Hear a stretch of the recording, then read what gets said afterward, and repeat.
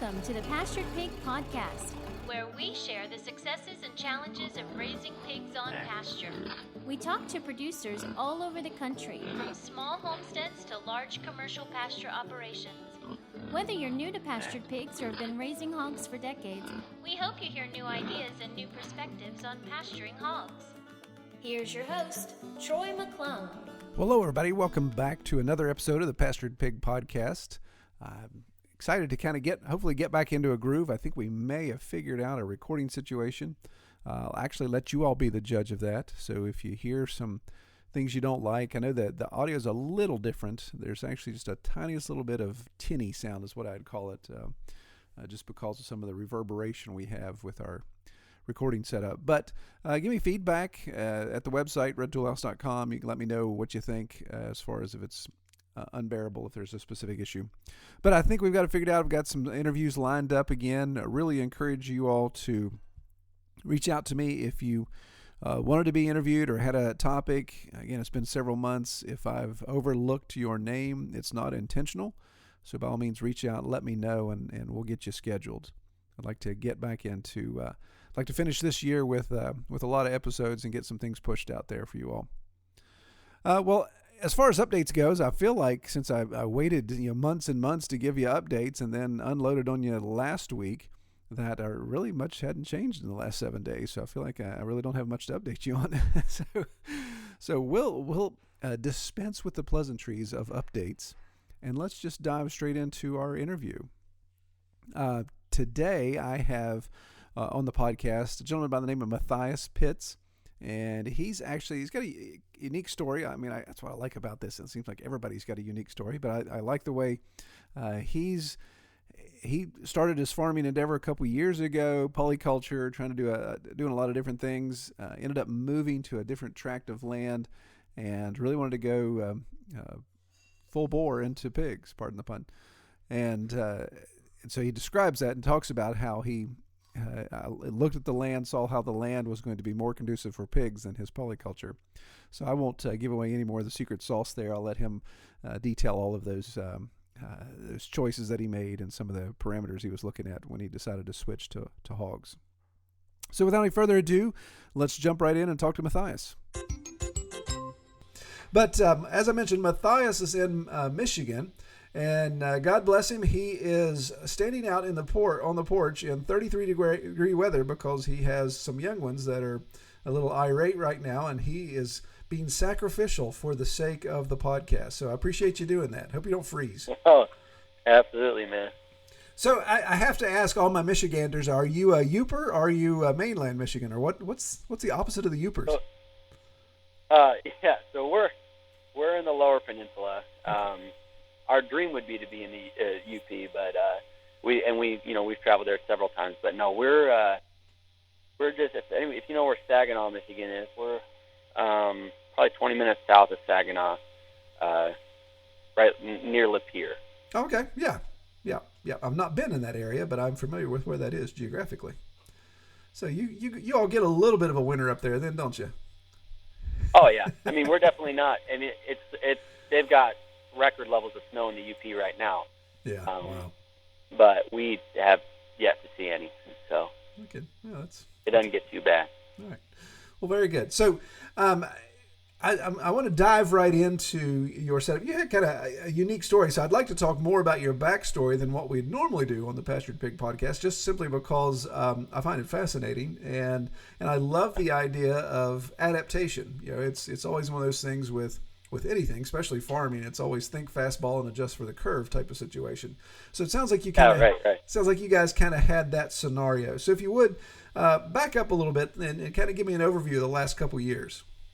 Yeah. So we had started. So we've actually moved our farm 3 times in 3 years. You wanted by the law or something? Say it again. I said, are you wanted by the law or something? I know, yeah. That's what a lot of people they're like, why? Like they can't comprehend why, and neither can we actually.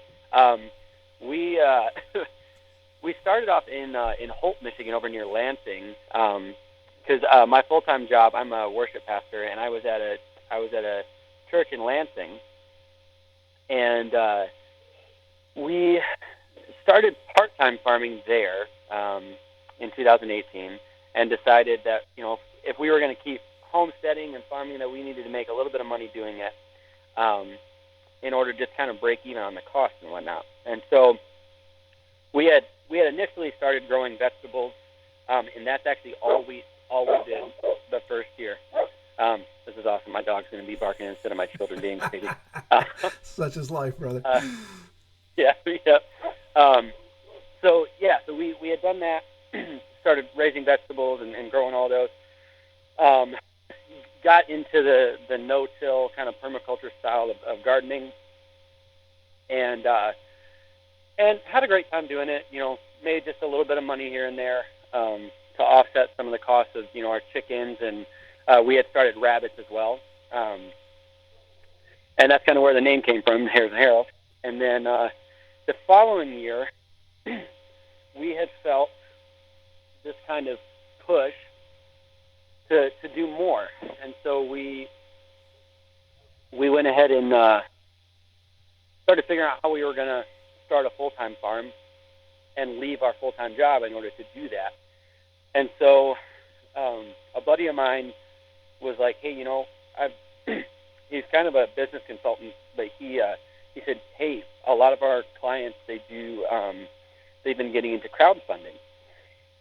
And he said, I think that a lot of people would get behind this. I think you should do it, or should try that avenue. And so that's what we did. We got on one of the crowdfunding websites and started a whole campaign, and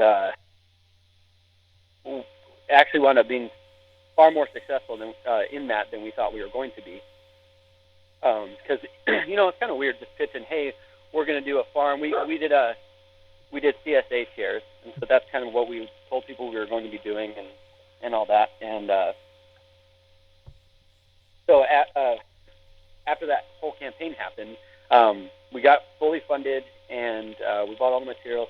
And my father-in-law actually had offered us, we had talked to him, and he offered us his land to start it on so that we wouldn't have to lease land.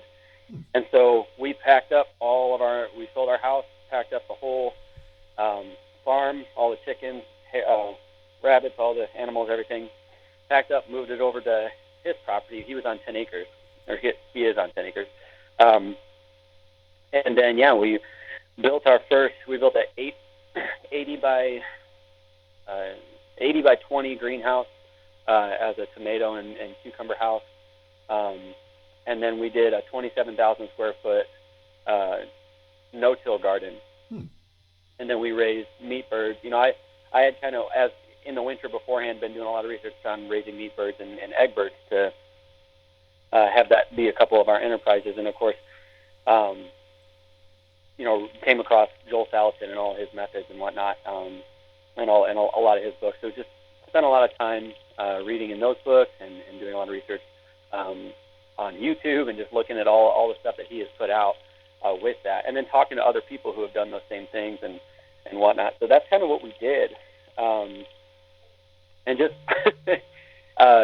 we laugh about it now because once we got into it, anybody who was farming last year, especially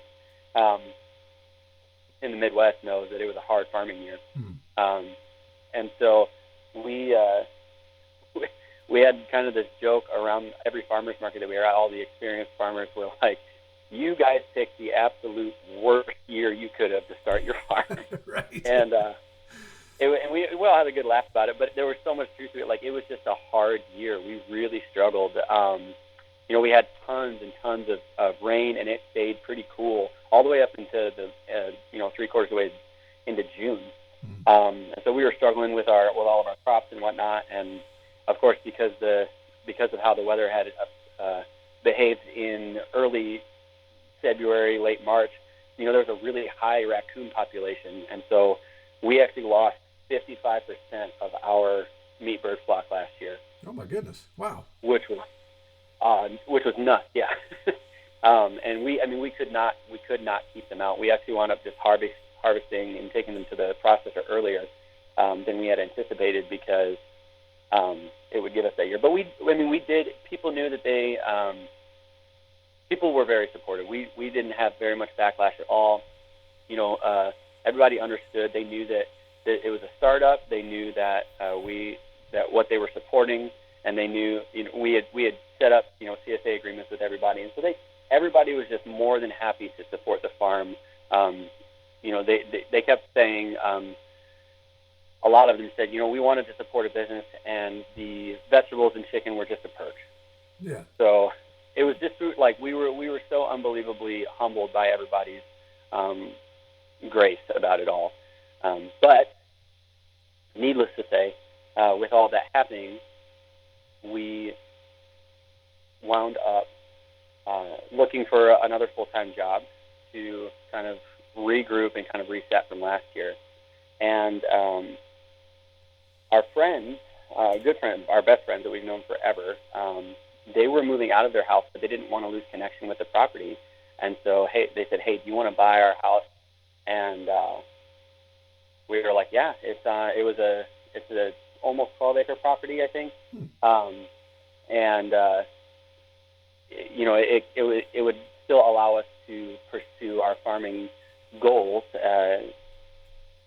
and figure things out from there. So we took last winter to kind of do that. We moved everything over and just kind of rethought, everything that we would want to do. And the property is kind of designated wetlands on some parts of it, but all of it is, it's not super dry land, and we live in kind of a bowl. The whole property, like our house and everything, is like in the center bowl of this property. And so we were looking how much forest we have, and we have a lot of wooded acres, but we also, underneath the woods, we still have a lot of grass. And so I got to thinking, we had always thought about raising pigs, but never really pulled the trigger on it. And I figured, this would be as good a year as any to try and do that. And so we went ahead and got 4 pigs, and had a couple people going with us as far as, they said, hey, you can raise it, but we'll pay for the feed and whatnot. And so we tried it out that way. We got 2 Mangalisas and then a Mangalisa GOS cross, and then an American, a Berkshire Old Stock cross as well. Yeah. That's kind of how that all came about and how we started getting into pigs. And so that kind of, we had a lot of success with that this year. Found that we absolutely loved it, and we did want to make sure that we were using them to kind of help impact the land a little bit, because what we've got going on is a ton of thistle and just lots of bramble, burdock, stuff like that we wanted to get out of there, and they just did an amazing job clearing it all out. And they dug up a lot of firewood for us that we didn't, like whole trees that we didn't even know were there. Cracked us up. Yeah, wonderful. So that sounds like that was this last year, this 2020 years, was the first season of having the pigs. Is that, am I correct in understanding that? That's correct. Yeah. Okay. Yeah. So why those 4 specific pigs? Was it just what was available? Did you want to lean towards the mangas? Did you have a certain direction you wanted to go there? Yeah. So at first it was more so just availability. It was an incredibly difficult year to find pigs, feeder pigs around here. And so I had a guy call me back. He said, I have 2 Mangalisas and a Mangalisa cross with GOS. And I said, I will take them. And he sold them to me really cheap. And we got to talking, and we got along really well. And he wound up just being a cool resource for me, learn how to do it and all. But I also did a lot of research with, you're probably familiar with Brandon Sheard over at Farmstead Meatsmith. Yeah. Mm-hmm. So did a lot of, read a lot of his stuff, watched a lot of his videos, and was just completely just taken back by how much knowledge there was about, that he had about the utilization of pigs and whatnot. So he taught, I think they were just starting their Mangalisa shares and whatnot, so I kind of looked into that a little bit. And that's kind of what, that's kind of what pushed us over the edge in that decision for definitely wanting to do Mangalisas this year. I don't know that we would do them again, except for, in every couple of years raise one or two of them for the lard. We definitely utilized that, and we rendered it all down. And we probably rendered 5 gallons per pig. Yeah. It was a ton. So, but this next year, the breeder that we got our old spot Berkshire mix from, he's out in Portland, Michigan. He's about an hour and a half from us, not super far, but we kind of decided that we really liked the GOS Berkshire cross, and so he's got us lined up for next year, as many orders as we will take, because we're going to start selling this year whole and half shares, next year whole and half shares next spring, and so we're going to go into GOS Berkshire cross and let that be kind of the breed that we raise here for a while until we either change our mind or start farrowing ourselves, because that's kind of on the list of what we'd like to do as well. Yeah. Okay.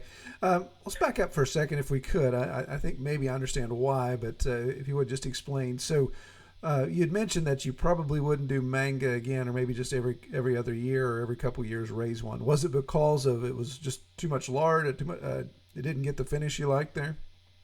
Oh, sorry. Yeah. No, we absolutely loved every bit of it. But my intuition would tell me that not everybody is going to love it, because not everyone wants to utilize it the way that we want to. And so if we're going to be growing for customers, I don't think I would grow Mangalitsa until I have enough of a customer base to educate a little bit on why they're awesome. Yeah. Because what we would like to do eventually is host classes on,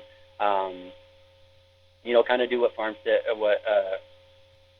Meat Smith and Hand Hewn Farm. I know you guys have had them on a couple of times, yeah, or at least once, and do classes like that, teaching people how to break down a pig totally, and have a custom butcher shop on site here so that we can host those classes and show people really how to utilize. Because pigs are so awesome in that way that you can use almost 100% of them. Some people use absolutely 100%, but they're such a prime example of whole animal butchery. And so we want to be able to educate people on that, and educate people on why their fat is so healthy and why you don't want to trim that off. And just all the things that they're so useful in so many different culinary ways and other ways. So we just got really excited about it. We fell in love with the pigs. And so we want to be able to educate people on that stuff, but be able to do that and have a customer base for that before we start trying to sell lard pig shares. Yeah. Otherwise, I would just get the feeling that people would be kind of irritated that they got a ton of fat and not a lot of meat. Right. Yeah. Oh, no, you're exactly right. And I like that. I like that you've got the foresight to see that going forward, that there is a very specific client. You got your pastured pig client, and then you've got your lard pig client within that grouping. So good stuff. Yeah. So let's talk. So you went from the 10 acres at your father's property, and now you're on this 12 acres. And you said in your description before we started recording that primarily wooded, and it sounds like it was overgrown as well. So what kind of infrastructure did you have, and what obstacles did you run into immediately when you put your pigs on last year? Honestly, this part of me gets a little nervous thinking about it, because we didn't have very many obstacles. This was the easiest animal we have ever raised on farm. By far. We didn't have a single one escape. The one thing I'll say, I do remember this. So we have a 2 poly wire strand electric fence around, pretty common practice, and we just use the portable fence posts that just stick in the ground, a couple inches and completely movable. Because we do have a lot of, the terrain here is pretty, there's a lot of hills, there's a lot of, divots and little valleys in places. So that works best for us. But what we had done first is we used the pigs along with the chickens to till up our no-till garden. We had them we just had them in electric netting for the first couple months that they were outside of the barn. And the one obstacle that we did, I didn't think about how to get them to where we were going to have them, which is a solid 500 feet away. And the one thing I did not research before doing it was moving them. And so I'm thinking I'll just move them one at a time. That way, if they run off, I don't have a bunch of pigs moving away, which was a poor decision because, as any good pig farmer knows, they are a herd animal, and so they're much easier to move together. And so that was probably the one. And even that didn't go poorly, but they didn't take to the line quite as well as they did the netting, obviously. And so when they did, I did have a couple run straight through when they got their first shock. But it really wasn't that bad. I mean, it was definitely an adrenaline rush because, you don't know exactly what's going to happen, and pigs are so surprisingly quick. So, yes. And so when they ran through, we didn't really exactly know what was going to happen, but it all turned out just fine. We weren't too worried about it. No harm, no foul. And from then on out, it was honestly the most pleasant and fun experience to be able to, I'll probably sit out there, especially with COVID and everything. We had ample amount of time to learn pigs and do all the research while we're doing, while we're raising them, but also just to get to sit out there with them and watch them. And it was just, it becomes the most, they're just some of the most fascinating animals I've ever watched. There's this whole psychology that they have and this social structure that they have that is just incredible to realize is happening there. Me and the kids, we'd probably watch them anywhere from 30 to 45 minutes a day, just sit out there and be entertained by them endlessly. So yeah, not too many obstacles. We didn't have any get sick or anything like that. And all of them grew exactly as we had hoped, and harvest weights were great. So it makes me nervous a little bit for next year. I'm like, I kind of wish something would have gone wrong so I could learn, because that's how I learn. I'm a trial by fire kind of guy. Yeah. Well, I can feel you in that situation, because my first farrowing, I had my very first two gilts farrowed, and had a litter of 10 and a litter of 12, no loss, no crush. And I thought, well, this is easy. I don't know why people complain about having more high mortality rates and farrowing. This is a piece of cake. So little did I know. Yeah, I know. That's kind of what we're like. Okay, well, we're gonna do this next year, and we've ordered a couple more pigs than we think we're going to need, just in case. Right. And worst case scenario, we'll everything goes well, and we'll sell them at the end of the season, or we'll put them in our freezer. Yeah, exactly. So what, in preparation for 2021, what additional infrastructure, or what's on your short to-do list to get ready for your next group? Yeah, so this year with the 4 pigs, we really didn't have to rotate pasture very much because I gave them quite a large one. And so they definitely impacted it and were able to go through most of it before harvest. But next year, we actually decided to take the amount off our plate that we have had, because we have goats, rabbits, all this stuff, all these animals that are super time consuming, and we kind of want to put most of our effort into our pigs. And so, plus with it being, parts of the property being wetland and already being a fairly forested and damp property, it's really not great for goats anyway. We had plenty of issues that we kept on having goats start to get sick, and we were dealing with parasite issues and bringing them all back from that. But it's still just such a pain and so much work that we didn't really have a ton of margin for. And so, all that to say, we are getting rid of our goats and our rabbits and everything other than a few chickens, and going to focus completely on pigs. And to do that, we're actually taking up all the acreage that the goats were on, and we're going to be setting up different paddocks for us to rotate our pigs in. And then what I've been wanting to also get into is setting up a decent, I don't know if I call it operation, but a fodder setup, so that we can have, we can feed them on fodder, but also a little bit of fermented grain as well is what we're kind of wanting to go into. We've got a lot of dairy farms around here, some of them organic, some of them not. But if we can score some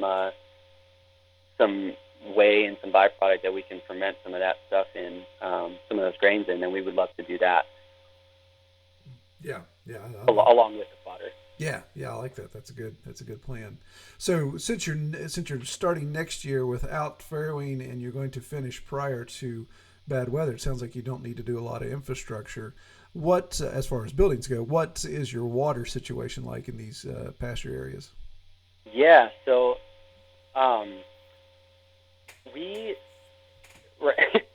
it's a poor watering situation.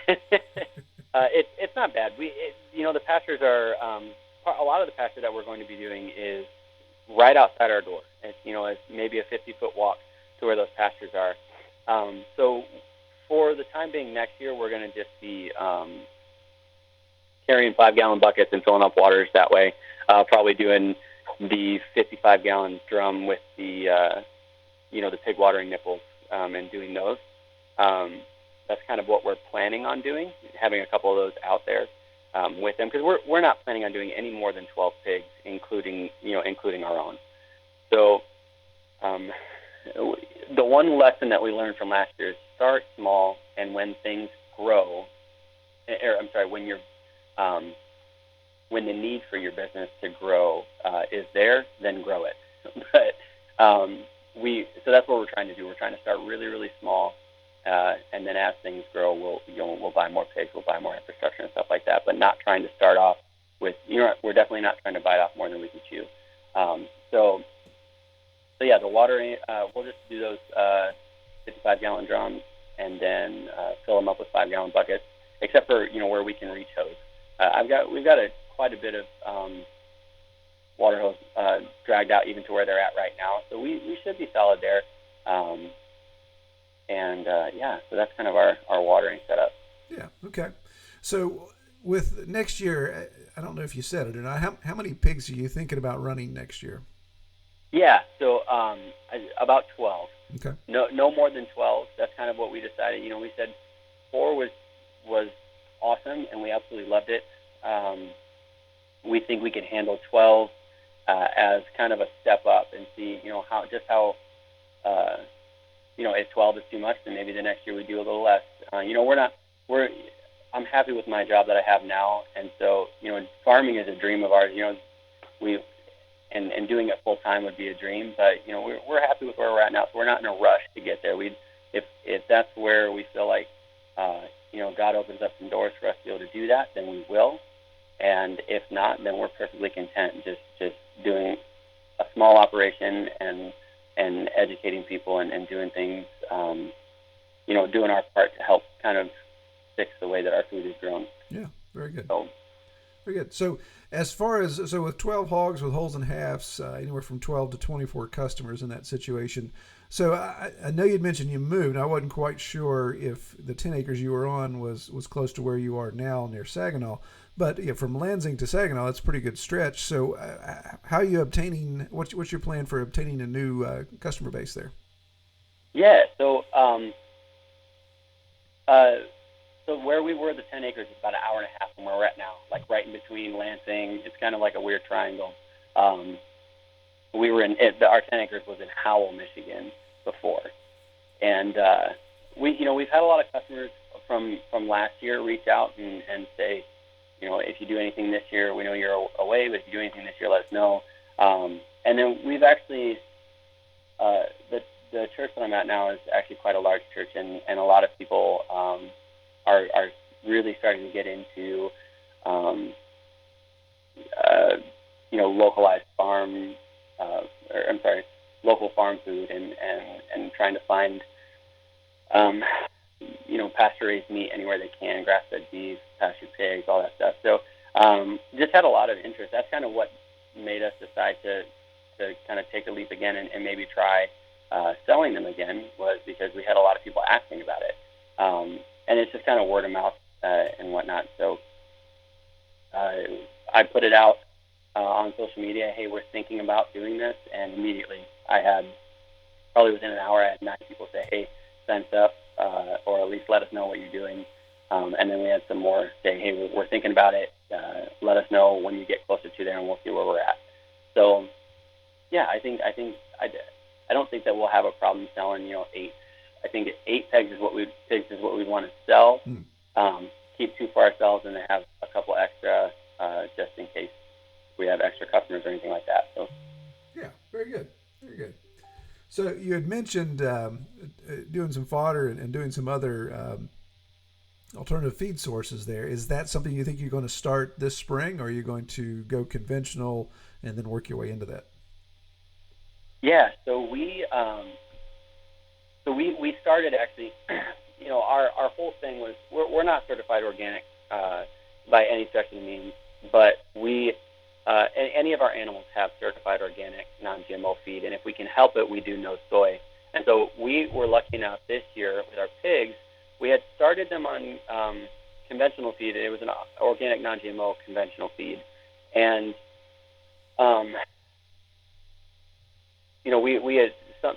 I think it was probably again Farmstead Meat Smith again that we were looking at, and he was talking about feeding them on peas and barley, and that's all that they feed them on, or at least that's obviously with vegetable scraps here and there and whatnot.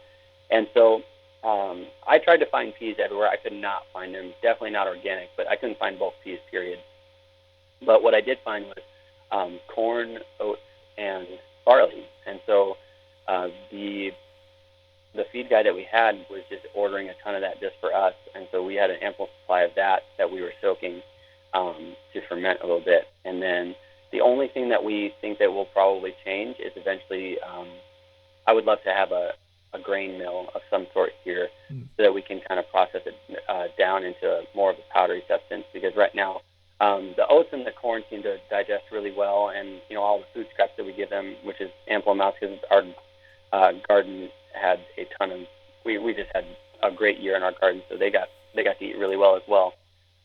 But the barley, we were seeing a lot of that in their stool, so we wanted to make sure that we can kind of grind that down and make it more digestible. But the soaking definitely helped with that. I started seeing a lot less of that once we started soaking the grain.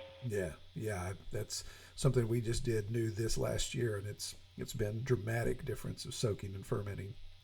So, which reminds me, out of morbid curiosity, with our situation, it's all about scalability when it comes to this value-added treatment to your feed source. So, how are you looking at that? Soaking and fermenting for 4 hogs compared to 12. There's definitely a scalability thing there. So, what do you see in a? Yeah. I really don't think it should be that difficult. The dream would be, if we can keep building this, and we have 50 hogs sometime down the line, that becomes a much larger number to figure that issue out with. But as far as 12, it's like we were doing probably a 5-gallon bucket full of grain for the 4 pigs. And because we do a control feed, we don't do unlimited. Yeah. We don't do free feed.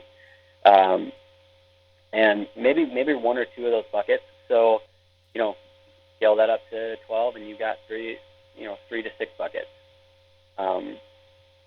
So nothing too terrible for us.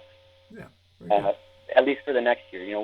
I definitely want to look into the fodder and kind of see how that affects the meat quality and the fat quality. So we'll kind of see how that goes. I kind of expected a little bit to have a little bit of slower growth because of the fact that we don't use soy, and I would assume that most of those numbers that are telling you how long it will take to grow out each breed, I would imagine most of those deal with soy. But we saw the same growth rate without the soy, which is a really great thing, because it's soy's not the worst thing in the world by any means, but we don't love to consume a lot of it, and I do know that soy tends to our big something that's really important to us is the fat quality of our pigs, and making sure that people feel comfortable completely consuming the fat, because it's super healthy for you and it's freaking delicious. But soy tends to, especially when you're curing and stuff, tends to cause the fat to go rancid and bitter quite quickly. So that's something we're trying to make sure we stay away from. And it seems I don't think that we'll have a huge problem doing that. And our feed supply guy said he's pretty confident we can figure that out and just replace protein is what we're working on. Yeah, that's nice to have that option around you there. Yeah, we were super fortunate to do that. I know a lot of farmers, but Michigan's a big ag state, and so we have a ton of feed supply elevators everywhere. And we've always had pretty good luck finding organic. And now, since organic's becoming I don't want to say it's a fad, but it's becoming definitely more important to people. And so, especially in these parts here. So, we've been really fortunate to be able to find pretty much anything we need. Yeah, that's nice. And again, yeah, like you said, it's all about supply and demand. So as more demand comes, then these operations are going to find ways to make that supply, and that's just something absolutely. that has to. Wonderful. All right, so we talked a lot about next year's plans, and I think you touched on it a little bit, possibly farrowing some classes. Are there any other like 5-year plan model down the road that you'd like to see happen? Yeah, we haven't really put together a 5-year plan. Not because I don't want to, but just, this is the idea of getting back into farming as a business after the first year being super difficult. Definitely wasn't on our radar up until very recently. And even then it was like, man, kind of tiptoeing that line. Do we really want to do that again, or do we want to wait a little while and give ourselves a breather? And so all that to say, down the line, it would be a dream of ours to be able to have a pig farm that we are able to do classes, but also to be able to open up a custom exempt butcher shop here on site, to be able to not just educate people through classes, but also talk with them through the process of butchering, so that we can do the butchering. That's obviously. It's another way to make a little bit of income on the farm, but it's also a way for us to educate and have people who are very timid about trying out things like eating fat or curing meat or anything like that. That's something that we learned to do this year, and we would love to help other people learn how to do as well eventually, when we become great at it. And when you can work with all the certifications and all the licensing that goes with that, it takes some time. So that's kind of where we'd like to be probably in 5 years, if everything goes that way. Yeah. And then along the way down the road, we've been kind of looking at the idea of finding an orchard, because there's lots of them around here, and being able to open up a pig farm on an orchard and have orchard raised pork, which would be that would be probably 10 years down the line, but at least. But that's kind of what we've been gravitating towards. If we wanted to get back into full time, what we would have to combine it with. And we thought, because we live in Michigan, we have tons of apples around here, and pigs that have been fed apples taste delicious. So that's kind of probably the 10-year plan. Awesome. Very good. Very good. Well, Matthias, one of the closing questions that I like to ask everybody that comes on the podcast is, what is your best experience or your favorite part about raising pigs on pasture? Yeah, man. So I'd say there's two things that I've learned to love a ton. And one of them is being able to sit out there and just watch them and realize they've got a whole society within that little pen. And it's such an interesting thing to watch and see who's the boss and who's kind of the least dominant one, and learn who they are. I've been completely fascinated by them, and being able to just watch them and their whole social structure and the psychology that they have. So that's been really cool. And I think the second part is probably being able to butcher them ourselves and see the vastness of the utility in a pig, like how much use every little bit of them has. Definitely kind of knew a lot of that before we got into it, but until you do it yourself, you really don't realize just how much of that pig is utilized. And and how much of it is usable. And so that was one of our favorites to do. And teaching, teaching our kids how to butcher a pig. We do the scalding scrape method, and so teaching them how to do all of that. We homeschool our kids, so it's actually a really good anatomy lesson. Whenever we do that stuff, they'll tell me what part is which, and I'll pull out a part and an organ or whatnot, and I'll say, what is this? And they'll tell me, and they're 5 and 7. And so it's really fun just being able to bond with the kids in that way as well, around all being around the pigs. Very good. Excellent. Well, if anybody listening wants to know more about your setup, where can they find you online? Yeah, so we're on Facebook and Instagram, and then we also have a website, www.haresandharrowsfarmstead.com. Super long name, but yeah, that's kind of where we have all of our information about what we're doing this year and what our plans are, and then also obviously keeping up with social media. We kind of post everything that we're trying to do and everything, all of our plans on there as well. So. Very good. Very good. Well, Matthias, I appreciate you taking the time to talk with me tonight on the podcast. I hope you're not frozen out there on the front porch still. Oh, no, I'm all set, man. I'm good to go. I like the cold, so we're good. But I totally appreciate you having me, man. This has been a blast. I was so excited when you reached out. So. All right, wonderful. Well, it's good talking to you. I pray you have a good week. Well, I appreciate Matthias coming on the podcast there. Like I mentioned in the beginning, I love the fact that he was standing out on the porch doing our interview. I remember those days of having young ones that make a lot of noise and stuff to concentrate. But that's what you call taking one for the team for the podcast. So thanks, Matthias. I hope you didn't freeze too much. Again, you Michigan guys, you can handle that 33-degree weather without any issues. So. Well, again, if you have any input on the recording quality, any suggestions there, obviously let me know. I'm always open for options. I feel like I've exhausted almost all the things out there. Price to pay, live in paradise, I guess. If you have any topics, any suggestions of what we need to talk about, by all means, drop me a line. You can email me directly, troy@redtoolhouse.com, or go to the website, redtoolhouse.com, use the contact form there, and drop me a line that way. Well, I think this is where we'll bid you adieu. I pray everyone have a great week out in the pasture. And actually, being out in the pasture is the safest place to be right now because of all this madness. Stay safe, everybody. Take care. We hope you have enjoyed this episode of the Pastured Pig Podcast. To learn more about our podcast or to submit topics or recommend guests for future episodes, visit redtoolhouse.com.